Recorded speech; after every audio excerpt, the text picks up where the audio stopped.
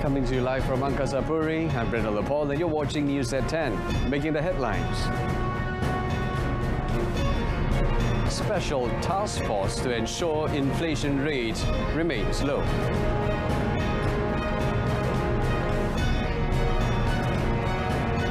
And government studying 4-day working week in Canada.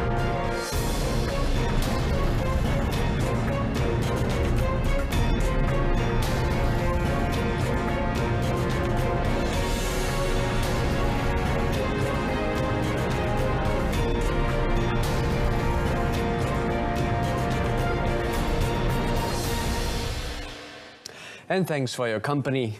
Now, the concept of tasamo, or tolerance, can be a tool to unite Muslims and the world, and should be inculcated among countries with multi-racial and multicultural societies. Prime Minister Dr. Sri Semasa said tasamo, which emphasizes the value of togetherness, is in line with the Keluarga Malaysia concept that is able to make Malaysians appreciate and understand the differences among the multi-racial society. Elaborating further, Dato Sri Semasa said the concept is an important value that is embraced by the government under his leadership for the betterment of the people in the country. He urged all Muslims to practice the concept and reminded them to return to the Quran and the Sunnah as guides when dealing with misunderstandings.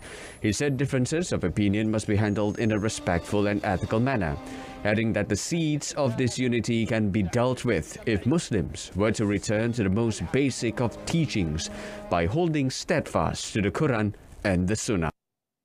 Mukjizat Al-Quran secara keseluruhan menyerlahkan semangat kesatuan dan salah satu falsafah kesatuan yang kerajaan pilih ialah keluarga Malaysia, satu istilah yang bertepatan dengan ajaran dari Al-Quran dan Sunnah Rasulullah.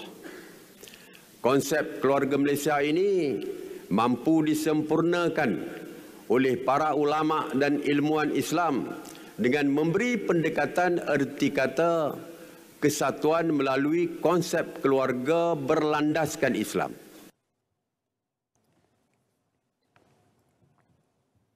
And the government, through the Special Task Force on Jihad Against Inflation, will strive to keep the inflation rate in Malaysia low and manageable to ensure the well-being of Keluarga Malaysia.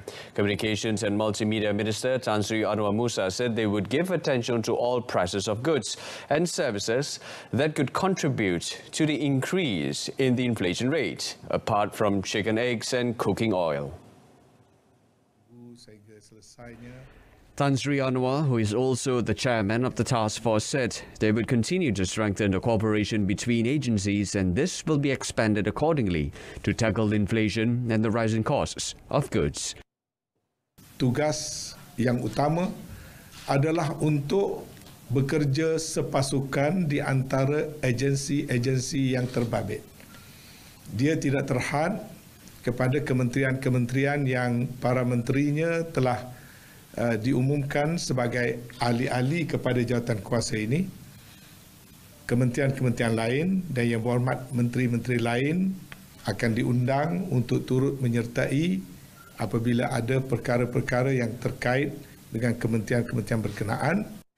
According to Tan Sri Anwar, Malaysia's inflation rate of 2.8% was among the lowest among ASEAN nations and other developed countries, including European nations with double-digit inflation rates. He said this is because of the government's continued commitment to implementing measures to ease the public's burden and control prices of goods and food items. Meanwhile, Tan Sri Anwar said false news about the subsidy for 1 kilogram cooking oil would be stopped from the 1st of July has caused the people to buy huge quantity of the item. He urged the people to stop spreading incorrect information since such panic buying is causing a shortage of the cooking oil packed in polybags in the market. Semalam terdapat satu iklan di platform jualan atas talian yang tertentu yang membuat tawaran 5 kampit minyak masak 1 kg ditawarkan dengan harga RM27 dan diiklankan secara terbuka. Saya telah mengarahkan pihak MCMC mengambil tindakan di bawah undang-undang sedia ada. KP dan GP juga akan membuat susulan. Yang pentingnya tindakan tegas akan diambil bagi sesiapa saja yang melanggar akta sedia ada. On the subsidized cooking oil supply, he said several measures would be taken to ensure adequate supply, adding that the government has certain approaches to improve in the future. The minister also revealed that from August, the Domestic Trade and Consumer Affairs Ministry would introduce labels on subsidized cooking oil packets to facilitate enforcement and curb smuggling activities. The government's move to set a ceiling price for chicken and eggs is to enable the people to purchase the essential food items below the actual price, thus reducing the impact of the rising cost of living on them.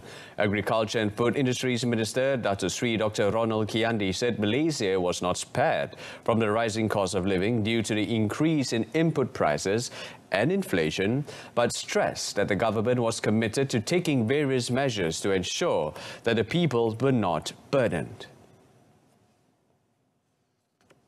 He added that chicken was one of the food components that were directly subsidized by the government after taking into account various aspects, including the interests of the industry. He also said that the government is a responsible government that wants to ensure that it can minimize the impact of the increase in food costs on the people. That is why various measures and actions are being taken, including subsidizing the price of some types of food, so that the people can buy them at prices below the actual level. On 29 June, the Cabinet announced that the new ceiling price for standard chicken was fixed at RM9.40 per kg, while the retail ceiling price of Grade A chicken eggs was set at 45 cents each, Grade B eggs at 43 cents each, and Grade C eggs at 41 cents each in Peninsular Malaysia, effective the 1st of July. The minister added that items was covered by the government through a subsidy of over RM360 million, a step taken to reduce the impact of the rising cost of living that the people are experiencing. The Entrepreneur Development and Cooperatives Ministry will provide loans to cooperatives involved in the agro-food industry to enhance the country's food security. Its Minister Tan Sri Nohoma said he encouraged cooperatives concerned to apply for the loan via the Revolving Capital Fund and the Agro-Food Fund that have a total of almost RM1 billion. Tan Sri No said the funds can be utilized continuously through the active involvement of cooperatives, including those involved in the agro-food industry. He said he also instructed the Malaysian Cooperative Commission, SKM, to provide immediate assistance to the cooperatives involved in the agro-food sector. He expressed hope that the Commission can play a role in helping the cooperatives build their capacity and further develop their operations. Sektor koperasi mesti bangkit dan bersama-sama dengan sektor-sektor pertanian yang lain. Jangan nampak yang bawah Kementerian Pertanian saja, tapi sebenarnya bawah SKM ini juga ada koperasi yang terlibat dalam aktiviti agro makanan. Ayam saja 2.5 juta. Jadi banyak, ada 15, banyaklah koperasi yang terlibat. Malah kita harap koperasi juga terlibat dalam proses membuat makanan haiwan. And in other news, the government has set up a special team to study the implementation of a 4-day working week following a request for a thorough analysis from various parties. Public Service Department JPA Director General Datuk Sri Muhammad Shafiq Abdullah said the team will research on behalf of the government which sectors, as well as maximum and minimum working hours, based on the Employment Act 1955 before making a decision. Bidang mana, jumlah hari bekerja, masa rehat semua kita kena kira balik. Ya, ini kita tengah tubuhkan. Sebab ini rate for the job perlu kita kaji dari segi return of investment, pelaburan dia. Ya, boleh dilaksanakan atau tidak. Dr. Sri Mohammad Shafiq said a few countries in Europe have implemented the 4-day working week, but only for certain jobs. He said this after launching an Enforcement Integrity Module, MIP, at the Malaysian Institute of Integrity in Kuala Lumpur today. The 4-day working week took the spotlight in early June after it was implemented for 3,000 employees in 70 UK companies, without cuts to their pay. The president of a Sabah-based party and another individual have been arrested for alleged involvement with a syndicate issuing data cards to people without citizenship. Home Minister Datuk Sri Hamzah Zainuddin said the two suspects were arrested on 22nd June in Subang Jaya. Elaborating further, the Home Minister said they were believed to have convinced the victims that the data cards would allow them to enjoy privileges and facilities granted to citizens. Apabila saya mendapat tip daripada seorang, ianya bukan warga Malaysia. Yang saya dapat ini daripada seorang bukan warga negara di luar negara kita. Memaklumkan kepada saya dan saya dengan Tan Sri IGP telah pun memaklumkan kepada satu kumpulan yang kita panggil unit khas untuk membantu kita buat siasatan dan akhirnya menangkap. Datuk Sri Hamzah noted that the two individuals also deceived their victims by promising them that blue identity cards similar to that for citizens would be issued to them once related transactions are completed. He said investigations showed that some 400 individuals without citizenship had paid between 500 and 1,000 ringgit each to the syndicate to get hold of the cards. The minister further advised the people not to believe anyone offering such services, as the government had never appointed any companies or individuals to issue such documents. He said the Home Ministry and related agencies would launch big-scale operations to round up illegal immigrants after the recalibration program for repatriating migrants ends at midnight today. But first, 6 telecommunication companies, telcos, are set to take up equity stakes in Digital Nasional Berhad (DNB) for the national 5G infrastructure deployment via the single wholesale network model. Communications and Multimedia Minister Tan Sri Anwar Musa said an official announcement on the matter would be made on 8 July. It just take another 7 or 8 days. Okay. Official announcement will be made. What I can say at this juncture that everything is in according to plan. Negotiation took place and they have reached to certain understanding. The minister further explained that the telcos that will be joining DNB are only those that operate networks. On the equity share, he said all of the telcos were offered a total of 70% in equity and it will be shared equally, adding that all concerns about transparency and pricing of the reference access offer have been sorted out. Today is the deadline for telcos to finalize the 5G network contracts and equity deals in the special purpose vehicle.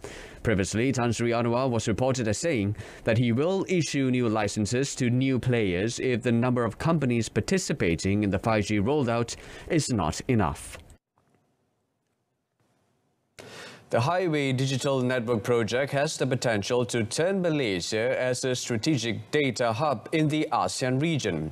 Senior Works Minister Datuk Sri Fadilah Yusof said the project, which is implemented in the peninsula, will help Malaysia adopt high-technology digital communication system. With installation of fiber optic cables along all our highway network, Malaysia is set to become a comprehensive data hub.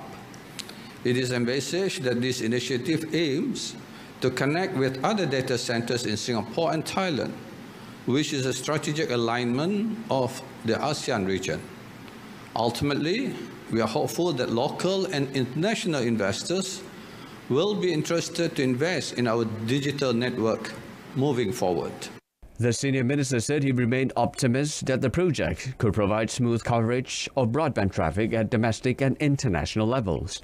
He added that the first phase, which involved fibre optic installation from Johor Bahru to Bukit Kayu Hitam, is expected to be completed by the end of the year.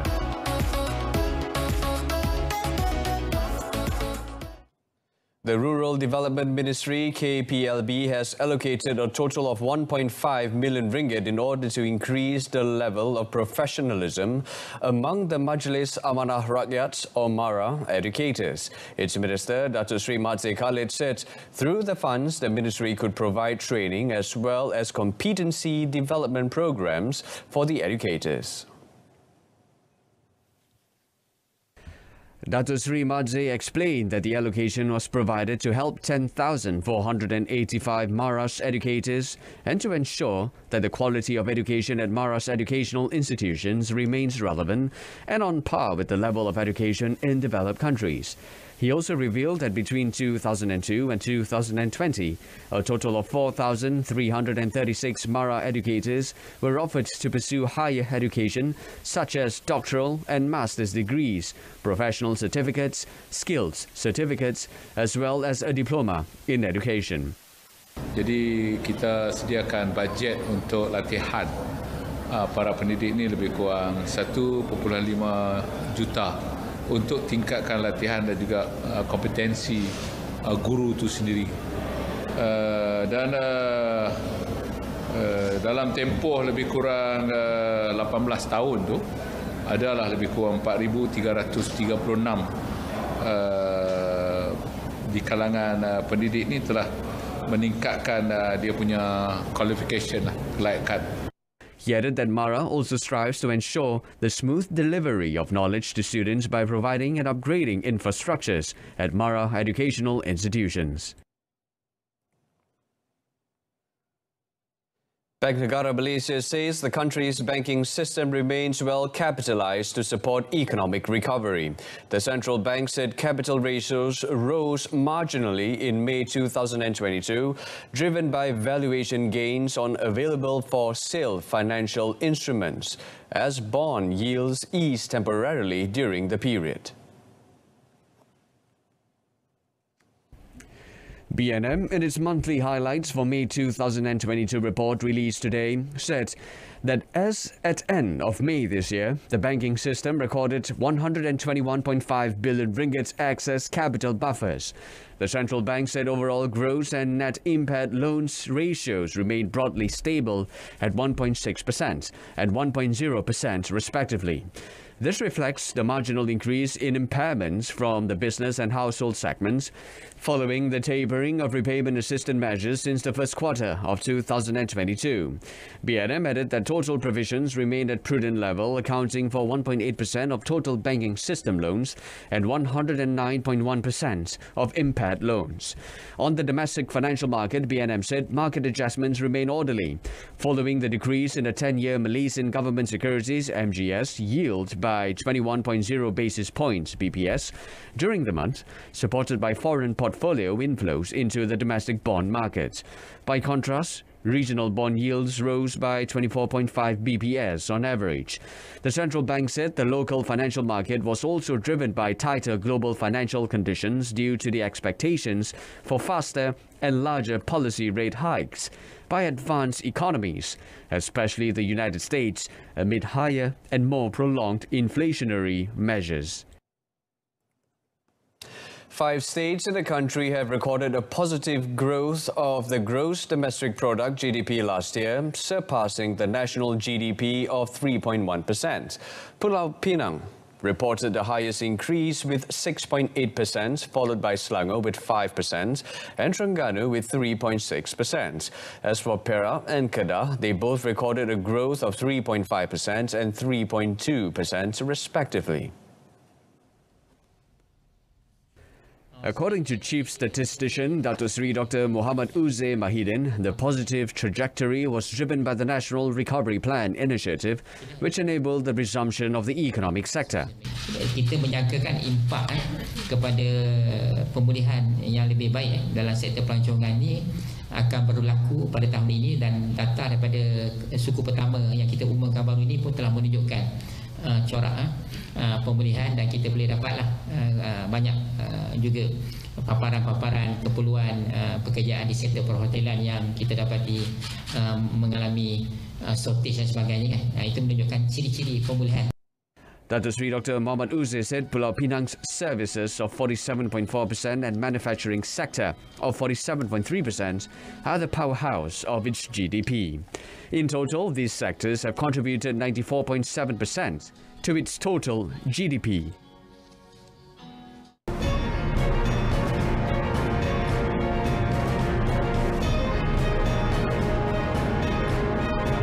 And in sports, Malaysian duo upsets Olympic champions again. Stay with us.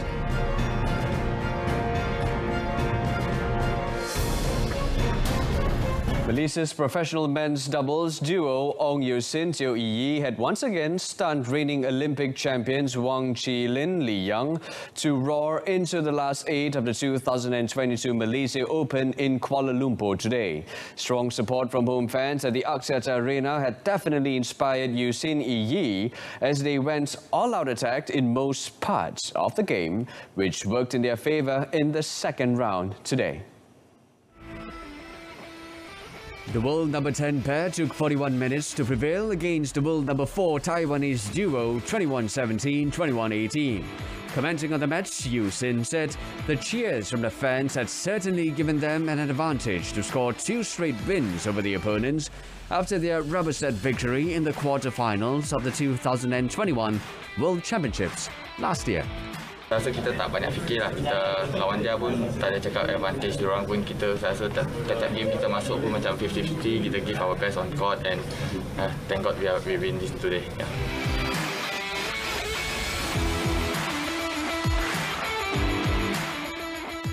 Meanwhile, Malaysia's men's singles ace Lee Zijia crashed out of the second round of the 2022 Malaysia Open Badminton Tournament today after losing to unseeded Indonesian SAHIH Rustabito. Playing before more than 5,000 supporters at Axiata Arena, the world number 5 Zijia was given early warning of the threat phase, as the 28-year-old Indonesian took the first game 21-19. Zijia, 24, came back with a 21-19 win in the second game, but lost 16-21 in the decider to concede the match, which lasted more than an hour. The win enabled Rustabito to level the score at 4-all in his head-to-head clashes with the 2021 All-England champion. The Indonesian last beat Zijia at the 2019 Taiwan Open, but lost to him at the Asian Championship and Thailand Open this year. Saya rasa no regrets untuk saya lah. Dan memang once saya decide untuk compete tournament ni, saya akan go all out. So kalau ini result dia, saya kena accept lah. Memang banyak lagi yang tak cukup, kita kena admit lah. Yeah. Rustabito's win has denied fans a mouth-watering quarter-final clash between Zijia and Japan's Kento Momota tomorrow. In other matches, China's women's doubles pair Zhang Zhuxian, Zheng Yu continued their fine run to send national number 1 pair Perlitan and Tina packing in the second round.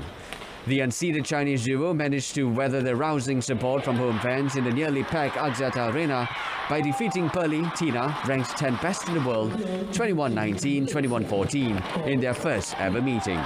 Perli Tina had themselves to blame as they blew away the opportunity to drag the game into the decider after enjoying a 12-8 lead in the second set, before their impatient display following that dashed their hopes to reach the last 8 tomorrow. Meanwhile, Malaysia's challenge in the mixed doubles category halted after both Goh Sun Huat Siobhan Lai Jami and Chen Tangji Valerie Xiao were knocked out in the second round. Sun Huat Siobhan blew away their first set win 21-10, going down to South Korea's Kim Won-ho Jeong Na-eun in the next 2 sets, 18-21, 17-21, while Tangji Valerie lost to the second-seeded Zheng Si-wei Huang Ya-chong of China, 21-15, 21-10. And that's it from us tonight, wrapping up news at 10 with a reminder of our top story. Special task force to ensure inflation rate remains low. Join us for more updates at 12:30 p.m. tomorrow. Till then, it's lights out on Brendan Paul. Stay tuned to Saluran Berita RTM and take care.